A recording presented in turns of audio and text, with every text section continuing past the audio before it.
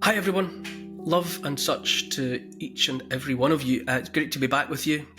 I love contemplating the company of thinking people, critical thinkers out there with ideas and thoughts that they want to pursue, and are not afraid to use their critical faculties in the pursuit of all of it.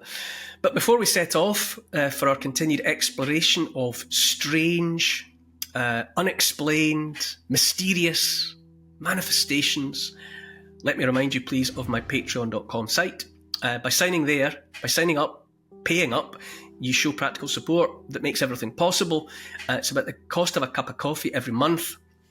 For that you get early access to all content, and you get exclusive access to some content, including a question and answer session every week. It's great. Come along, join up, and become part of the time travelling family. Okay, that's it. Time to set out again on our travels in search of something strange. Cue the music.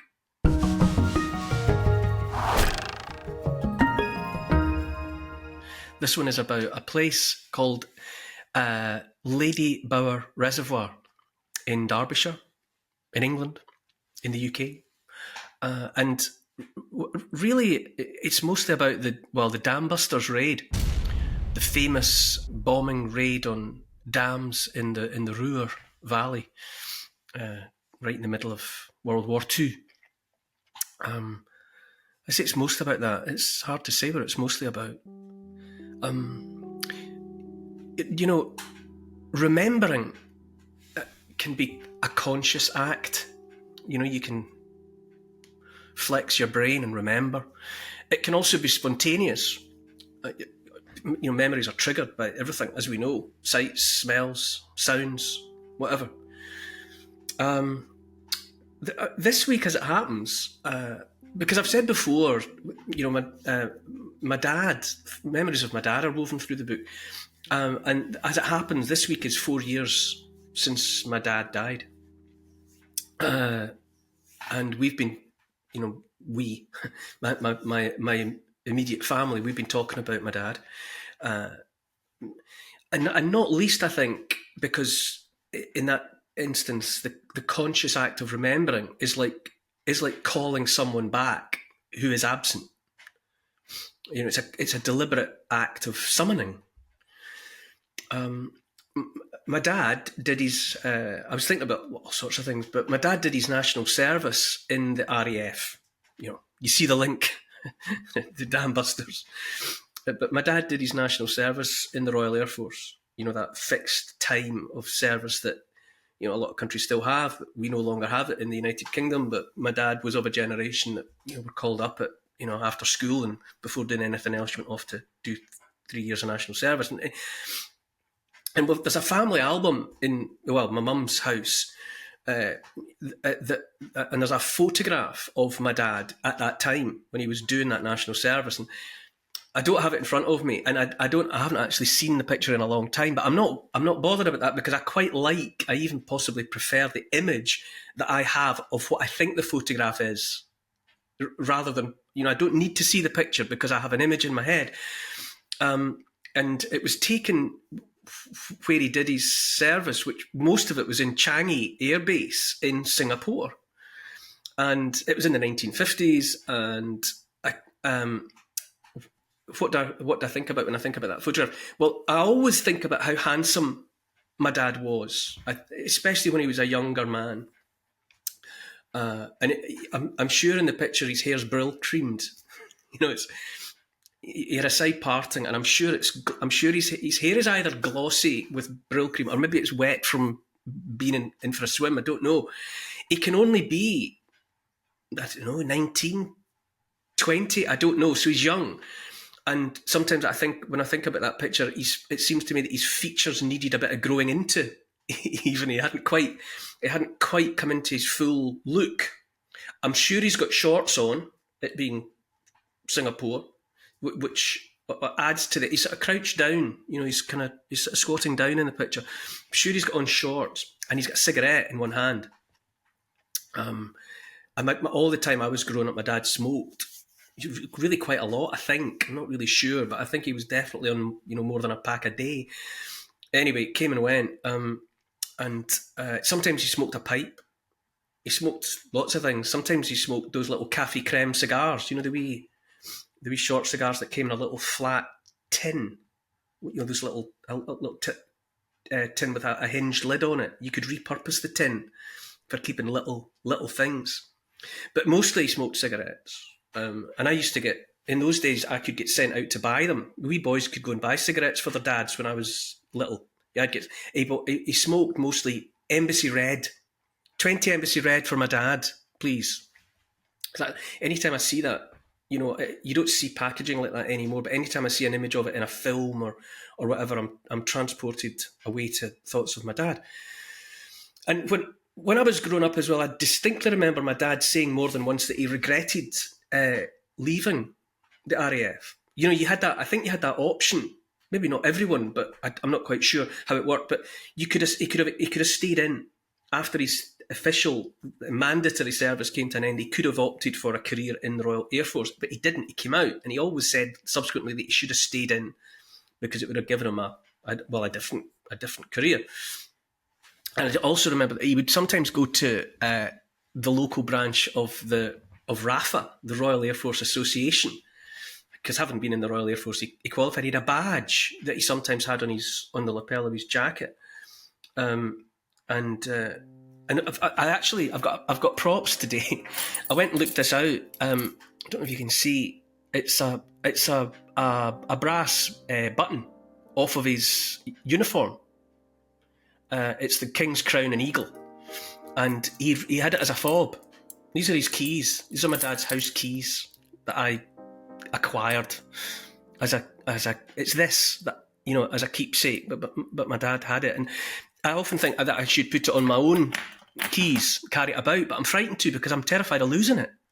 Not worried about losing my keys. You know, you could get the keys replaced, but I'm scared to take that out of the house in case it goes. And funnily enough, when I went looking for that, I keep it in my bedroom. I also I came across, without looking for it, this, which is my grandfather's watch, my grandfather's gold watch. So my dad's dad. And my dad's dad was given this when he retired. He went away into the First World War from a job in Cooper's supermarket, which is a grocery supermarket store that is now defunct. And then when he came back from the First World War, he went back in and he worked until 1953. It says on the back, presented to R.M. Oliver in appreciation of 41 years loyal service with Cooper and Company's Stores Limited, 1913 to 1954. I love how his years of service in the First World War are kind of bracketed inside that. So I find that, I don't know what to make of that. You know, these two things, that button and this watch, that's my dad and my dad's dad. That's them there. It's quite strange. They were on the persons of both of those men, you know, and now those men are no more in the physical realm. I think about funnily enough, I was talking to my daughter about this book last night. My daughter's doing a degree in English literature, and we talk about books a lot because of that. And I was talking to her about Julian Barnes' novel Metroland. It came up in conversation, and I think it partly came up in conversation because consciously or unconsciously, I think I was thinking about my dad. And there's a line towards the end of Metroland where Julian Barnes says, "Objects contain absent people. Objects contain absent people." And I often think about that. There's something very opposite about that. So, there you go, my connection to the Royal Air Force. And those connections, slight as they are, make me pay more attention to the Royal Air Force than to the other services. When it comes to the armed forces, the Navy, the Army, I think my mind goes to the RAF because of my dad. And of course, that means I'm drawn to anything that references the Royal Air Force. So the movie The Dambusters was always a favourite of mine, still is. I mean, if it comes on now, it seldom does, but if it crops up on television, I'm liable to sit down and watch it all the way through because, you know, Royal Air Force, my dad. And, you know, it's just one of those films. It's of its time, you know. Richard Todd plays the part of Wing Commander Guy Gibson, who's the leader of the Dambusters squadron, and Michael Redgrave, another icon of English cinema. He's the inventor of the bouncing bomb, Barnes Wallis. There was a bit at the end when it's all over, and Barnes Wallis gets the news about how many planes have been lost, how many men have been lost, and he says, "Is it true? All those fellows lost, 56 men. If I'd known it was going to be like this, I'd never have started." And somebody says to him, "You mustn't think like that." Anyway, there's a poignancy about it all for me, and a poignancy about everything. When I said to my mum all the years ago now or the few years ago now that I was going to write a book about ghosts, and I mentioned to her that I was also going to mention my dad. She gave very early on. She sent me a page from the Sunday Express newspaper, dated June the 5th, 2022. And it reads, "Ghostly dambusters get into fighting spirit. Bombers are said to have returned to haunt the valley where their pilots trained, sparking claims of a time slip phenomenon." A time slip. There's a word that evokes. So in the valley in question in the news story is Upper Derwent. And it's in the Peak District in Derbyshire. A river naturally occurring was dammed to create a reservoir to give people in a wide area, drinking water and so on. And that more or less, it happened in the early part of the 20th century, and the reservoirs were certainly there by the time of the Second World War. And it was three reservoirs were created, and they were for Darby, Leicester, Nottingham, and Sheffield. And so the news story is a phenomenon that's known to occur at Ladybower Reservoir, which is the largest of the reservoirs which were created there.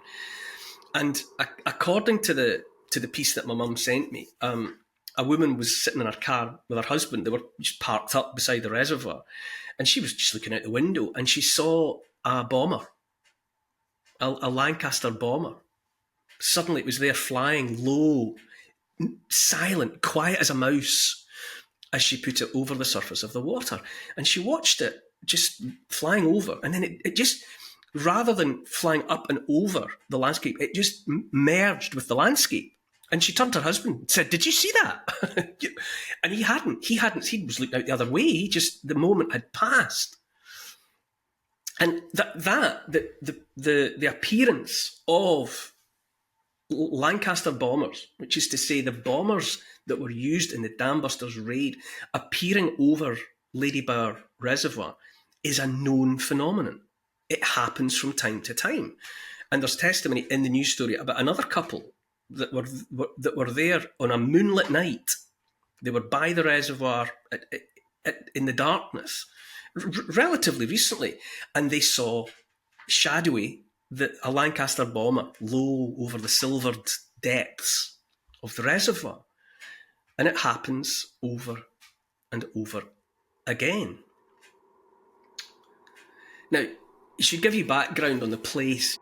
Ladybower Reservoir is already, you might say, it was already haunted long before World War II, because the flooding of the valley behind the dam that was built in the 20th century drowned two villages.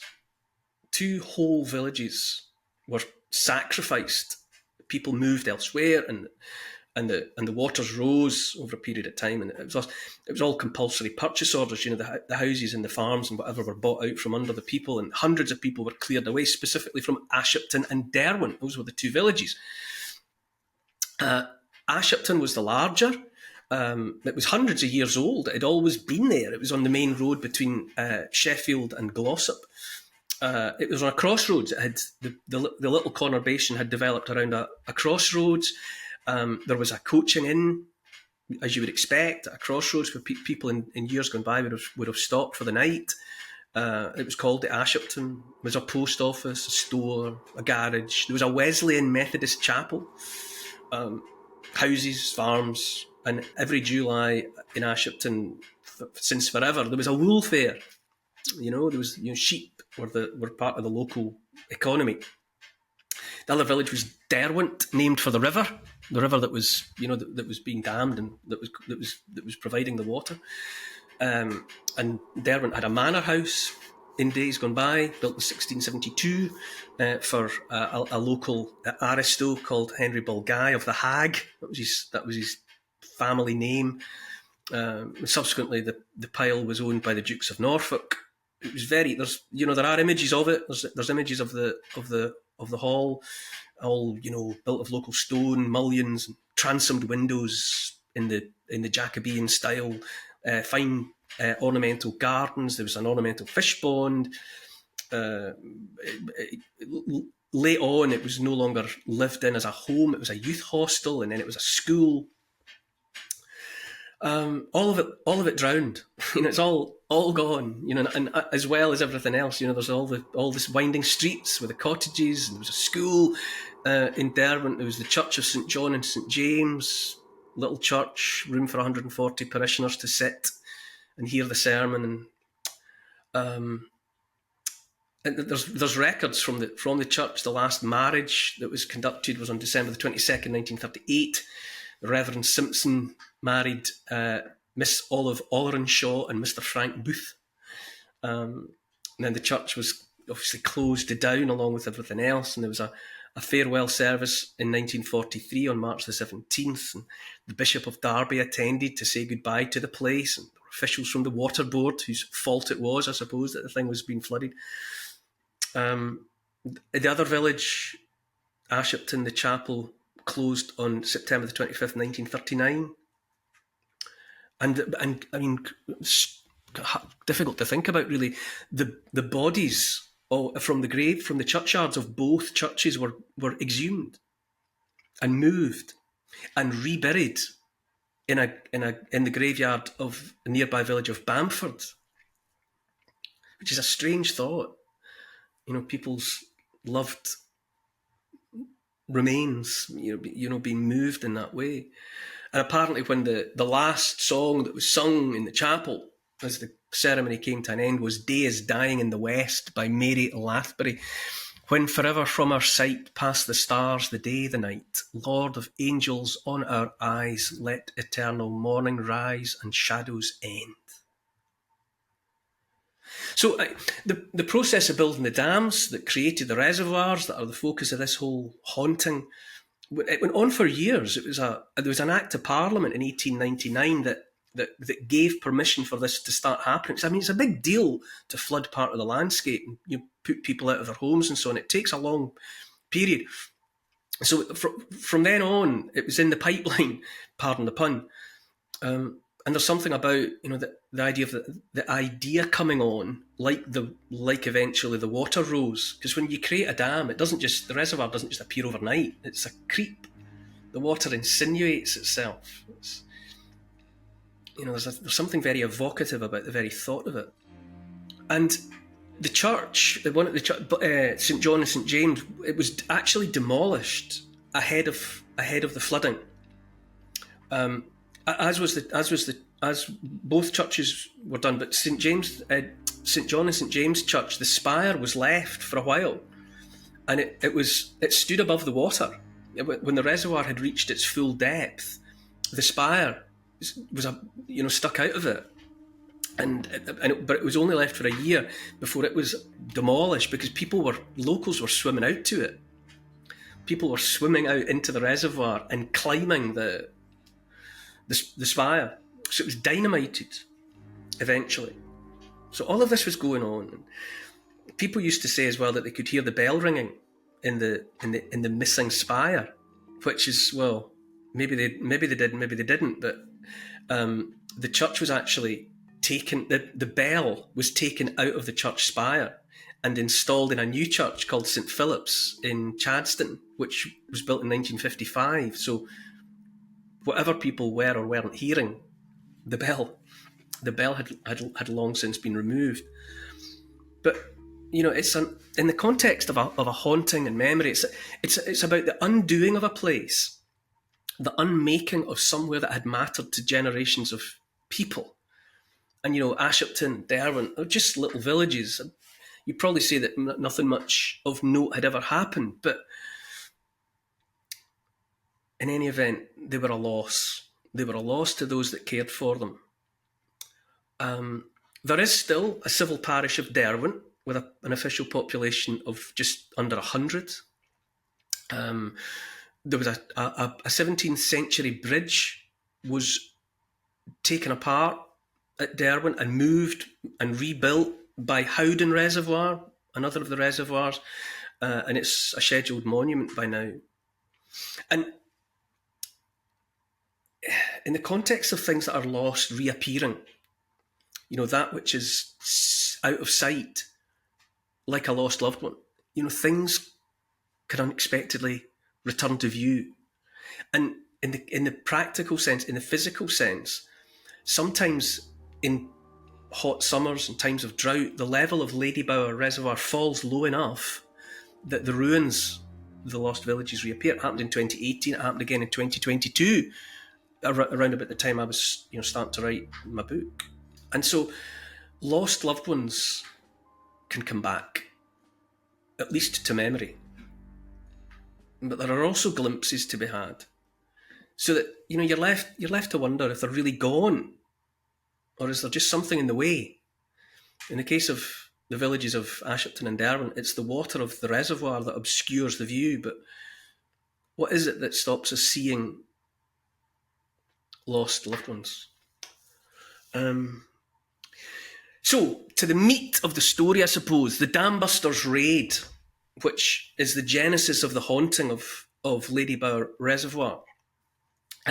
Everyone calls it the Dambusters Raid, but it was actually called Operation Chastise, in that sort of military secrecy type of way, and it was to go after the Germany's industrial capacity, and there were 3 dams that were used for hydroelectric power, and they were powering part of Germany's war effort, and so to destroy the dams was hoped by the Allies that it would disrupt the Nazi war effort. So the dams in question were the Mona, the Edersee, and the Sorpe. They were the ones that were the focus of attention, and they were, because of how much they mattered to the German war effort, they were heavily defended. There were anti-aircraft guns, because the Germans could predict that such a raid would eventually happen, and there were searchlights. There were also nets strung across the depth of the reservoir to stop torpedoes, to stop anything approaching the dams from the water. Now, the solution to the problem, and it's one of the brilliant bits in the film. If you watch the movie, you can see reenactments of it. You can see film of what went on.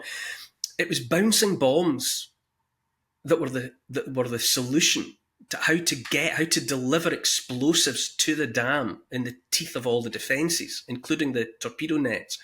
And believe it or believe it not, all the way back in the time of at least Admiral Horatio Nelson, he of the Trafalgar adventure, but probably before.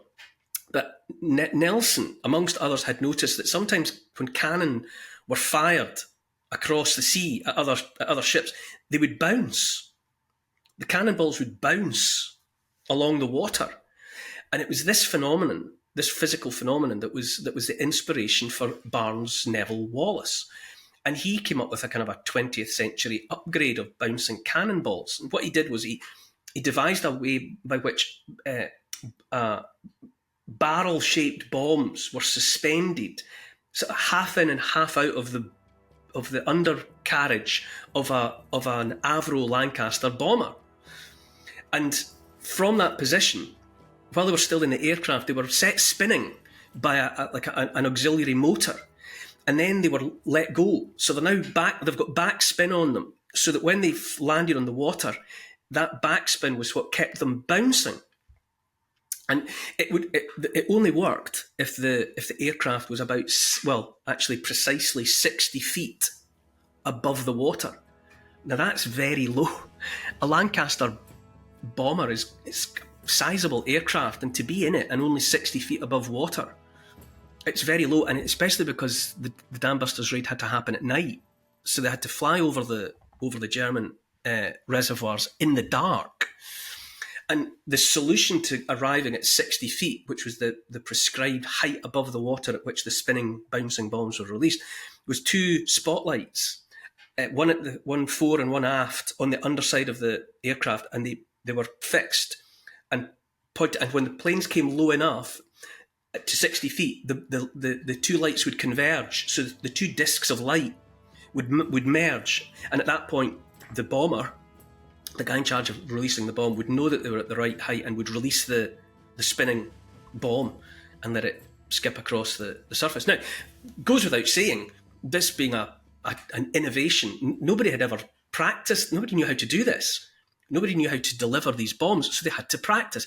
And they practiced on English reservoirs. And the reservoirs that were chosen as being the best training ground for the Mona, the Edersee, and the Sorpa dams were Ladybower. Ladybower Reservoir was chosen as the perfect place to go and practice. So, in terms of timing, late 1943, a squadron is formed. It was initially called Squadron X, it would be, wouldn't it? But later it was called Squadron 617 Squadron, and led by Wing Commander Guy Gibson. Guy Gibson was 24 years old. A boy, you would say now by our estimate. But by the age of 24, well, he's a wing commander, and he had flown 170 bombing raids already by the time that he was summoned to lead 617 Squadron. And the team, it's a big team that were brought together, multiple aircraft, all crewed. And the men came from, well, boys, but men and boys came from all over. They were British, they were Australian, they were Canadian, Kiwis from New Zealand, from America. And they had 1 month to practice for Operation Chastise, the Dambusters Raid. And it was all done over the reservoirs of Derwent Valley. They flew and they practiced, and they flew and they practiced. And then off they went, June 6th, overnight, into the dark, June 16th and 17th, 1943, 133 airmen, 19 Lancasters. Away they went, each with 1 bomb set up, ready to be. I think the thought of it, these boys, these young men, whatever the war was for, whatever it was fought about, it just comes down to mother-sons. 133 of them off into the dark to do this thing, to complete this task, conjured into being for them by older men. And away they went. And, well, it happened. The bombs bounced. The Mona and the Edersee dams were completely destroyed. And the floodwater resultant caused, terrible havoc. 1,600 people, at least, were killed on the ground, swept away. 1,000 of them might have been forced labourers. People that had prisoners and people that had been forced into working for the German war effort. Sorpa Dam didn't work. The bombs didn't arrive. But nonetheless, the Dambusters Raid was regarded as a great, it's like a PR coup apart from anything else, because at the time, London was in the thick of the Blitz and morale was low, and so the news that this successful raid had been carried out in Germany was what the British people needed. Any chaos that was caused was short-lived, though. The Germans were able to compensate for the fact that this had happened to them. But in 53 of the men from 617 Squadron were killed. Planes down. 3 others were taken as prisoners of war. Sat out the rest of the war behind barbed wire. 8 aircraft were lost. Guy Gibson survived. He was awarded the Victoria Cross, and 33 of the surviving men were decorated as well. Distinguished Service Orders and Distinguished Flying Crosses, Gallantry Medals, and so on. To this day, real historians, debate whether it was worth it. The same way people talk about, did the Battle of Britain make any difference? Really, was it that stopped the German invasion of England, or was it events, on the Eastern Front? They still argue the toss about it, and Historians still debate whether there was any point in completing the Dambusters Raid for all the disruption it actually caused. And ironically, paradoxically, German historians tend to be more inclined to say that it was worth the effort. That German historians heap more praise on the effort than do their contempt, than do their opposite numbers, on the Allied side, if you like. Barnes Wallis was, in the short term, was very disappointed that the raid wasn't followed up. He had thought that, having demonstrated the potential, that other raids would be carried out and they would be, they would capitalise on the success. But that never happened. And Arthur Bomber Harris, who was in charge of Bomber Command, he went on record, it wasn't said at the time, but subsequently he said that it had been a waste of men and resources. So that's the Dambusters Raid. That's what happened. And so Derwent Reservoir, as it happened, of the three reservoirs in the valley, was chosen as the scene for a May the 16th, 2008 commemorative service of the 65th anniversary of the raid. And there was a fly past.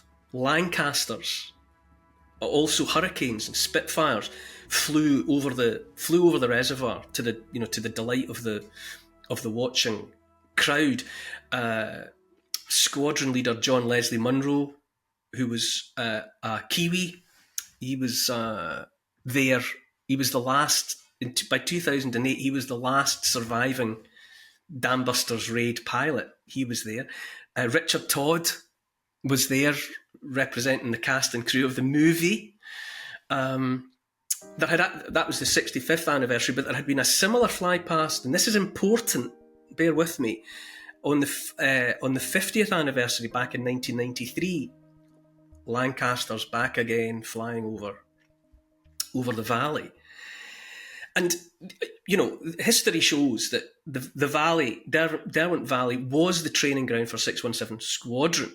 And there are plenty of photographs of the aircraft doing their drills, flying over, practicing.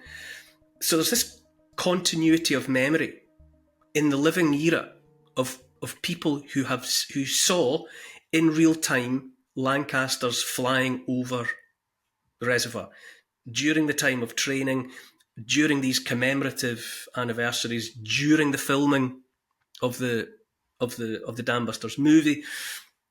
So it's Abraham Lincoln's mystic chords of memory that reach, in the case of the Dambusters Raid, they reach from those young men in 1943, and the mystic chords of memory stretch to now, to those that remembered them and grew old, as we say in the poem of remembrance. So that the point is that there were plenty of opportunities for people to have seen in real time real Avro Lancaster bombers flying over the reservoirs. And glimpses linger. Things that people once saw remain lodged in memory. And when it comes to people seeing ghostly Lancasters in the present day, it's been suggested that some moments, especially moments of commemoration of deeply important, proudly held memories, can burrow into the consciousness of those that witness them. And that it's these memories that for some might have triggered sights of ghost Lancasters flying over the reservoir. This is the explanation that's offered up. And it does make sense, because there's love and there's grief it's woven into it for some people that recall the place, that saw the planes, that attended the commemorations. And there's memory. There's still memory of those that were lost on the Dambusters Raid. And when I read out the bit from the Sunday Express news story that my mum sent me, I said to remember the word Timeslip, because Timeslip, believe it or believe it not, is actually a phenomenon that's investigated, even scientifically, So in the notion of people seeing or believing they've seen ghost planes from the Dambusters flying over those reservoirs, the idea of a time slip would be that while the real planes were flying over Lady Bower Reservoir and Derwent Reservoir and so on in 1943, practicing for the raid, according to the time slip principle, they momentarily, one or other of the aircraft, left 1943 and passed through 2022 for a few moments and then re-entered 1943 again. And you can be, I don't know, you can be as sceptical as you want about the principle of time slip, but serious people have at least given the theory house room. If you've seen the film Contact, which is based on a novel by Carl Sagan, the cosmologist, Jodie Foster plays the part of Eleanor Arroway. And, well, long story short, she travels through a wormhole that's created by a bit of wondrous technology, and it lets her move from her place in the 20th century to the distant future. So she moves through a man-made time slip.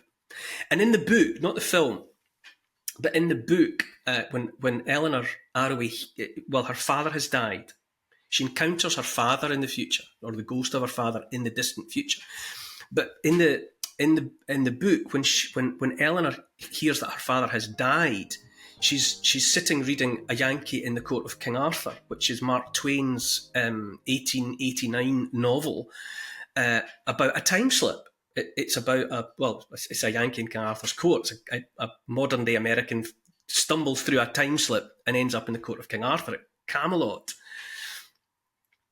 So Carl Sagan is nodding. He knows about time slips and he's entertaining the principle.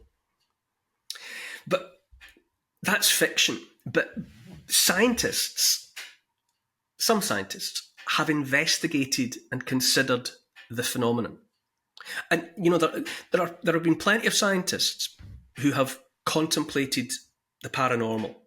Archie Roy, who I've often talked about on this channel, who wrote a book called A Sense of Something Strange, he was an astronomer, a serious scientist, a physicist, and part of his life he dedicated to investigating the paranormal, because he, like others of his ilk, thought that the paranormal, those phenomena, should be investigated scientifically.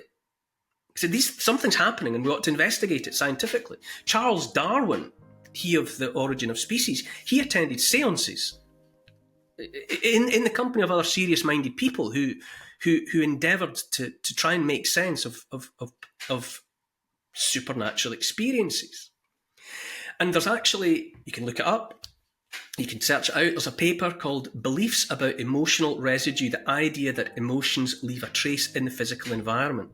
And it's written by Krishna Savani, Satish Chandra Kumar, and NVR Naidu and Carol S. Dweck, 4 scientists who collaborated on a bit of research and wrote a paper. And they contemplated what they called a novel human-to-human contagion, by which people's emotions experienced in real time might leave traces in the physical environment, which can later influence what others subsequently come to feel. They leave it behind, like a contagion that lingers, that other people then get infected by at another date. And also, when it comes to time slips and the proximity of one time to another time, separated but sometimes penetrated under certain circumstances, it plays to the Celtic notion of thin places in the landscape, which is it's not only Celtic, but the Celts certainly allowed for the possibility that in some places in the landscape, the separation between different times or different realms, heaven and earth, was very thin, and might, that you might pass from one to the other inadvertently, or at least sense the presence of another realm close by. That's thin. That's the idea of thin. And there's a book called Man Seeks God by an American writer called Eric Viner. And he said, quote, he described those rare locales where the distance between heaven and earth collapses. Now, I'm sure many people watching this, listening to this, will have had those sensations sometimes. You'll be in a place and, I don't know, for a moment, the hairs go up in the back of your neck and you're not quite sure what it is. Well, the Celts would have told you, if the Celts ever existed, would have told you that you were standing somewhere thin. The dearly missed, dearly departed English philosopher Roger Scruton wrote, "Anybody who goes through life with open mind and open heart will encounter these moments of revelation, moments that are saturated with meaning, but whose meaning cannot be put into words." But all of it comes together. The four scientists, Scruton, Carl Sagan, and Contact. It's the idea that there might be spaces between spaces, in, not out, travelling ever inwards, and that some of those spaces might be big enough for an Avro Lancaster to pass through, if only briefly. So loss, grief, might leave a lasting residue, because the sensation of loss is a powerful emotion. And according to the principle, it may leave something behind, a bit like cigar smoke or perfume that you encounter in a room, where someone smoked a cigar or someone was wearing perfume and they're no longer there, but they've left that, they've left something behind, and that emotional residue might linger in the landscape in the same way. Long ago now, my mum gave me a copy of, set me off on a journey, Unreliable Memoirs, which was the first of multiple volumes of Clive James's autobiography. It's a hilariously brilliant book, and he started writing his autobiography when he was about 40, and kept it up for years. But Unreliable Memoirs is the first part and arguably the best. And he begins at the start of the book. He quotes from Homer's Iliad, specifically Andromache grieving the loss of Hector, Troy's greatest warrior, killed by Achilles. Quote, "Husband, you are gone so young from life, and leave me in your house a widow. You leave woe unutterable and mourning to your parents, Hector, but in my heart, above all others, bitter anguish shall abide. Your arms were not stretched out to me as you lay dying. You spoke to me no living word that I might have pondered as my tears fell night and day." Now, that paragraph from the Iliad, it's amongst many words, many phrases that I've memorised. I memorise stuff. I've done it since I was a little boy, and I've got a head full of it now. And those lines from the Iliad are part of it, because they seem to me to say something profoundly meaningful and true about the depth of loss, the reach of loss, the memory of loss, from the moment it happens all the way to the end of time. A lot of my reminiscences come from books and films. Truly, Madly, Deeply, a woman has lost her lover, but he comes back to her. He comes back to her as a ghost or somehow. And he, in trying to prepare her for to move on from him, he quotes a poem by Pablo Neruda, some of which is, "Forgive me if you no longer live, if you, beloved, my love, if you have died, all the leaves will fall on my breast, it will rain on my soul night and day. The snow will burn my heart. I shall walk with frost and fire and death and snow. My feet will want to march to where you are sleeping, but I will go on living. Because above all things you wanted me indomitable, and my love, because you know that I am not only a man but all mankind." So this is what the character, he quotes from that poem, and it's the reach of the depth of grief and loss. And I think simply to dismiss the notion that emotion so strongly felt couldn't leave a residue that might subsequently affect other people at other times. I think to dismiss that out of hand is simply a mistake. And in the book, I mentioned Clive James's Unreliable Memoirs. Towards the end, spoiler alert, as they say, but towards the end, he leaves Australia he's just out of school. He's gone away to England to attend Cambridge University. And what the book is all about really is the fact that, his dad died in the war. His dad died during World War II. I think, if memory serves, he dies as a prisoner of war. But in any event, his dad never comes home, so his mum was left a widow, very young. She raised Clive James had no memory of his father. Died before he was old enough to be aware, and his mother raised him alone. And the book is sort of riven with, or it's shot through with mature, older Clive James's realisation about how he failed in his childhood and in his young manhood, even to perceive the extent of his mother's loneliness. He just didn't see it. And he kind of cringes through the book about how he, he can't believe that he didn't realise how lonely his mum was for want of his dad. And so it comes to a sort of a crescendo when he's getting on the ship to leave Australia to come to England. His mum is there to see him off. And he remembers going up the gangplank and not even looking back. He's so bound up in himself and his own excitement that he just leaves his mother behind without a thought. And the book sort of prickles with delayed embarrassment about how thoughtless he was in his young manhood. But it's such a good title as well, Unreliable Memoirs, because memories, they are unreliable. I talked about remembering that photograph of my dad rather than looking at it, and I'm pretty sure that's what the image of my dad is in that picture, but I might have it slightly wrong. I might be misremembering it, because memoirs are unreliable, memories are unreliable. But there's so much truth in the way that Clive James writes about the past and writes about his memory. And one thing that's particularly sharp is the way that he writes about his first love.